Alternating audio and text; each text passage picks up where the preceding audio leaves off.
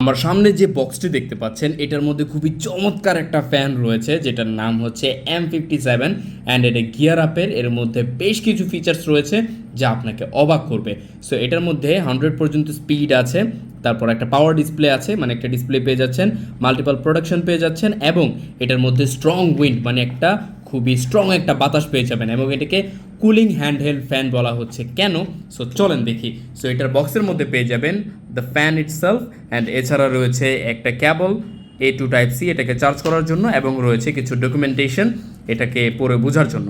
So এই যে ফ্যানটা রয়েছে এটা হ্যান্ডহেল্ড, মানে হ্যান্ডে নিয়ে মানে হাতে নিয়ে আপনারা চালাতে পারবেন। এটার এইখানে এই যে এই ছিদ্রগুলো দিয়ে হচ্ছে বাতাস আসবে, কারণ এটার পেছনে রয়েছে একটা পাখা এবং এটা খুবই স্ট্রং একটা পাখা।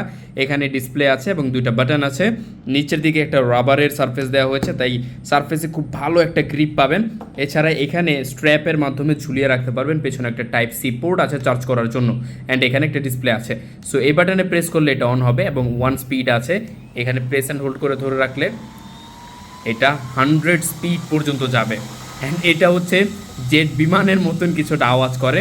অ্যান্ড এই বাটনে ডাবল প্রেস করলে আপনারা ব্যাটারি পার্সেন্টেজ দেখতে পারবেন, যেমন এখানে 77% পর্যন্ত ব্যাটারি আছে। এবং এই যে বাটনটা আছে এখানে প্রেস করলে রেফ্রিজারেশন মুড অন হবে, এবং এই যে উপরে যে সারফেসটা আছে এইটা ঠান্ডা হয়ে যাবে, একদম বরফের মতো ঠান্ডা হয়ে যাবে।